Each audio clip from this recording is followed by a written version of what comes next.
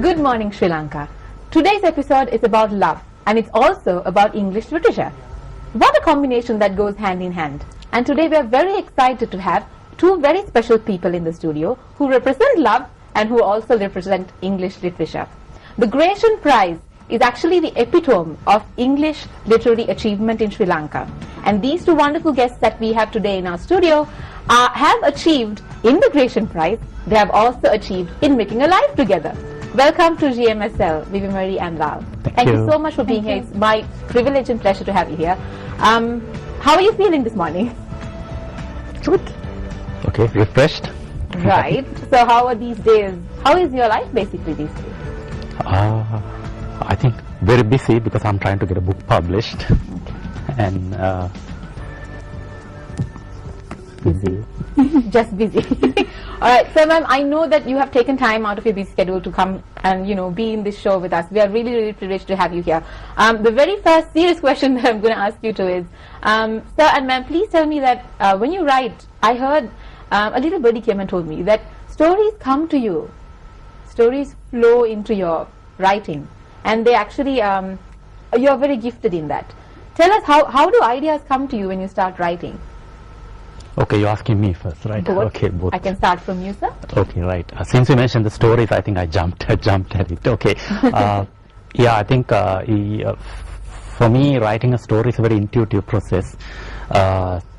Things just come to my head, and of course, taking them out of my head and converting a story into a text is a totally different process. But I think if you ask me about this novel or the short stories I've written, yes, the idea was, or the germ or the seed was always hovering somewhere here. Yes. And it's always a matter of finding the correct time and the place to get it out. Right. And you believe that it requires a lot of discipline to, sit in one place, start writing, or does it randomly come to you? Do you start writing in the bus? Because I heard that writers usually do that sometimes. They start writing two pieces in the bus, or maybe, in the backyard. Or do you actually sit down and say, I'm going to start writing? And okay, it happens both ways. Sometimes right, I write the idea down in a little notebook. Okay.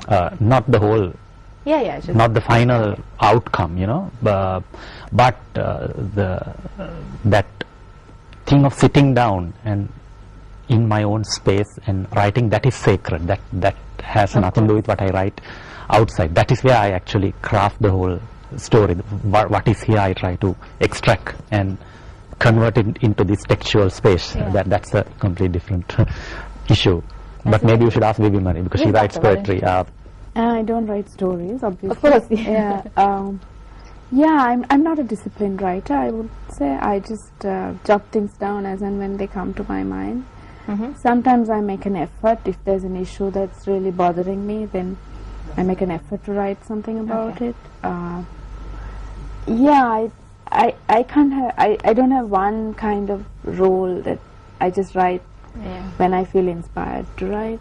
Okay. Yeah. Talking about inspiration, are you both inspiring each other? Do you encourage each other? And how do you do that?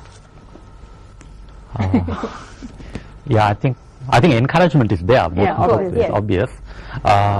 Inspiration, I think I read very little poetry. I mean, other than Vivi Marie and this other Polish poet called Few Poets. I read a lots of fiction and non-fiction and memoirs.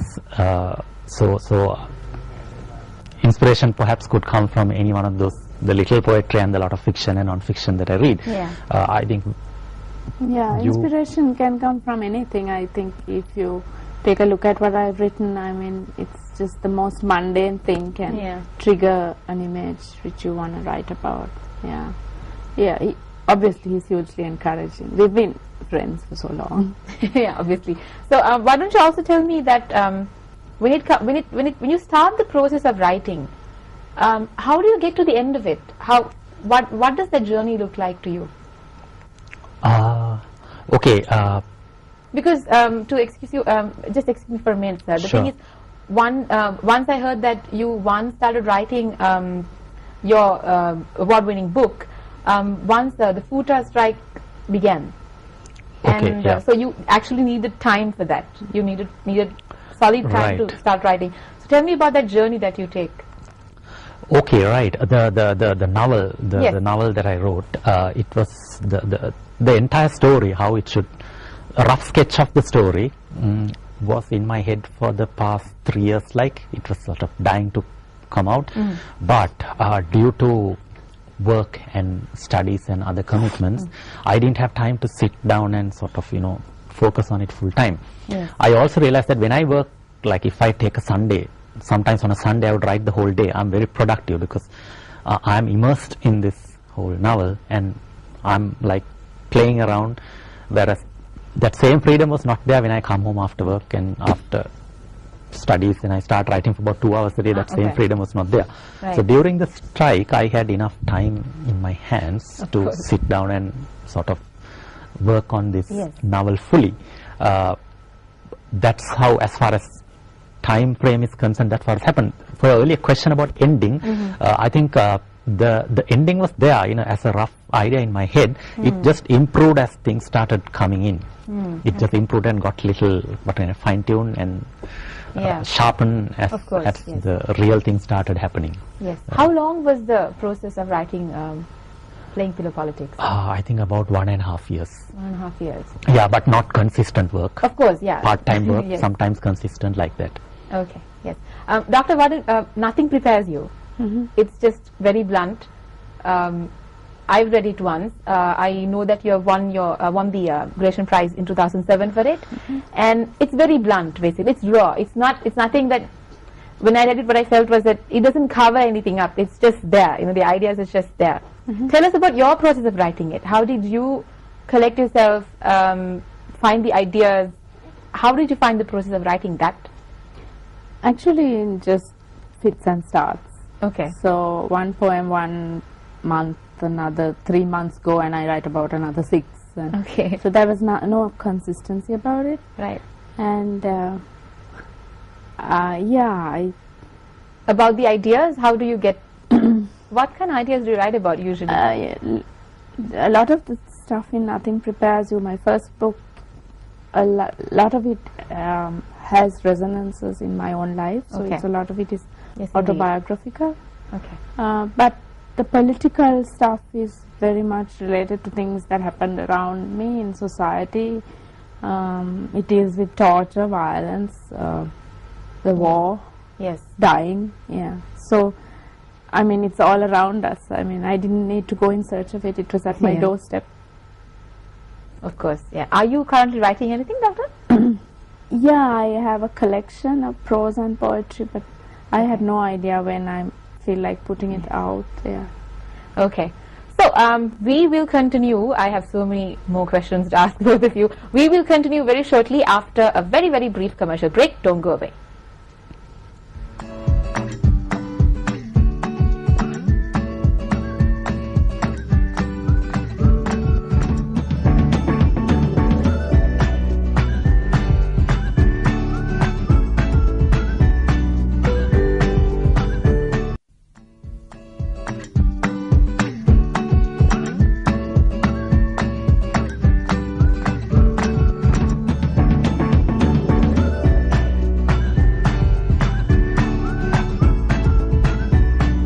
Welcome back to Good Morning Sri Lanka. I hope you have a very, very good morning until now, and of course you'll have a wonderful time with us right now with Dr. Vimari Vaniputun and Lal Madhava together right now, who have joined me to share their wonderful ideas about English literature and of course their own piece of writing.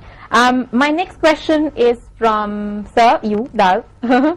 Your book is titled Playing Pillow Politics at MGK. Correct. Please tell the audience and us what MGK stands for, and tell us a little something about your book. Okay, right. MGK stands for Mahagani Kanda. Okay. It's a mountain, imaginary mountain, perhaps. Okay. Okay. Perhaps. Why did you say perhaps? Okay, I will leave that question mark for Right, the okay. moment. Yeah, as the title suggests, it says playing pillow politics at MGK. So the word pillow and politics are there, the two, what can I say, the content words. Okay. Yeah, it's a novel about people, their hopes, their desires, their love, politics, and a pillow. And a pillow. And pillow. Interesting. Okay. So.